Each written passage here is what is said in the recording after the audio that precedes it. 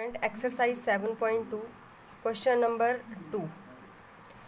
Find the coordinates of the point of trisection of the line segment formed by joining points 4, -1 and -2, -3.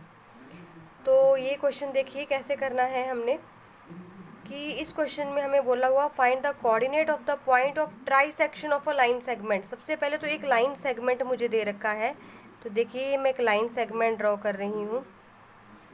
ठीक है, इसका मैं नाम रख लेती हूँ लाइन सेगमेंट ए बी।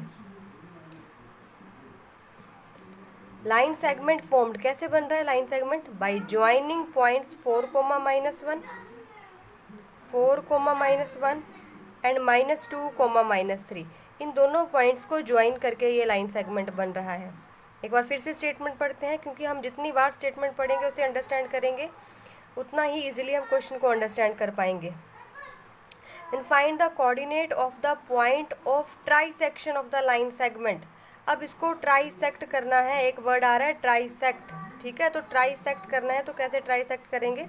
तो ये मान लो मेरे पास ये P पॉइंट है एंड Q पॉइंट, तो ये जो P और Q पॉइंट है इस लाइन सेगमेंट को ट्राइसेक्ट कर रहे हैं। Mean AP is equal to PQ is equal to QB। Mean AP is equal to PQ is equal to QB। ये ट्राइसेक्ट कर रहे हैं, ये तीनों इक्वल पार्ट हैं, तो इसका मतलब है ये तीनों इक्वल पार्ट है। तो मैं बोल सकती हूँ अगर मैं इनकी रेशियो निकालनी है तो तीनों की रेशियो इक्वल है, तो तीनों को मैं बोल सकती हूँ कि ये 1:1:1, तीनों ही इक्वल रेशियो में हैं ये, बिकॉज दीज 3 आर इक्वल। अब हमें क्या निकालना है? इस P पॉइंट के कोऑर्डिनेट निकालने हैं। ठीक है बच्चों, और क्या निकालना है? इस Q पॉइंट के कोऑर्डिनेट निकालने हैं। तो ज़रा इसको फिर मैं थोड़ी सी फिगर को और इलेबोरेट कर देती हूँ। सबसे पहले यहाँ पर हमारे पास लाइन सेगमेंट ए बी है। ए के कोऑर्डिनेट है 4, -1 और बी के कोऑर्डिनेट है -2, -3। तो सबसे पहले मैं P पॉइंट आपको बताती हूँ कि P के कैसे कोऑर्डिनेट निकालने हैं। तो मुझे पता नहीं है, मैं मान के चलती हूँ कि P के कोऑर्डिनेट क्या है, x, y। अब देखिए बच्चों कि ये क्या करना है हमने, कि आपको हमें पता है कि मैं इसके कोऑर्डिनेट तभी पता कर सकती हूँ, तभी फाइंड आउट कर सकती हूँ जब मुझे AP रेशियो PB दे रखा हो। जब मुझे AP रेशियो PB दे रखा है देन मैं XY कोऑर्डिनेट फाइंड आउट कर सकती हूँ, नहीं तो नहीं कर सकती। तो अब AP रेशियो PB कितना है? तो यहाँ से देखिए AP मेरे पास अगर 1 आ गया तो PB की रेशियो कितनी आएगी? PB कितना होगा बच्चों? 1 + 1 कितना आ जाएगा? 1:2। ठीक है, तो जब हमने P पॉइंट्स के कोऑर्डिनेट निकालने हैं देन मेरे पास A के कोऑर्डिनेट्स भी पता है, B के भी पता है, और ये किस रेशियो में डिवाइड कर रहा है ये भी पता है। देन मैंने आपको बताया था, ये इस चैप्टर का हमने बेसिक समझ लिया है। अगर आप भूल चुके हो तो एक बार फिर से बेसिक वाली वीडियोस फिर से देख लेना, तो डायरेक्ट फॉर्मूला अप्लाई करके हम P के कोऑर्डिनेट निकाल सकते हैं। अब देखिए इसी फिगर को ज़रा मैं एक बार फिर से बना लूँ बच्चों। तो ये मेरे पास है AB, और यहाँ पर अब ये पॉइंट रहने देती हूँ। अब मैंने Q पॉइंट के कोऑर्डिनेट्स फाइंड आउट करने हैं, तो मैं इन्हें भी कैपिटल X कैपिटल Y मान लेती हूँ।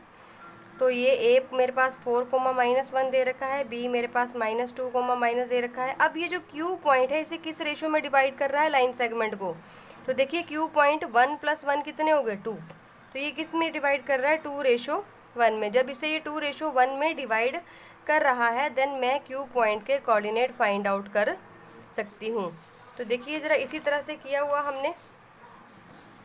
ये जो पूरा क्वेश्चन सॉल्व है आपके सामने। तो AP सबसे पहले मैंने 1:2 का फॉर्मूला लगा लिया। तो यहाँ से ज़रा एक बार देखिए, यहाँ लिखा हुआ let point P and Q trisect the line joining the point, और हमें पता है AP is equal to PQ is equal to QB। और ये जो P पॉइंट्स है ये AB लाइन सेगमेंट को किस रेशो में डिवाइड कर रहा है? 1:2। और यहाँ पर लिखा हुआ Q divides AB in the ratio 2:1, जैसा कि आपको समझा दिया है।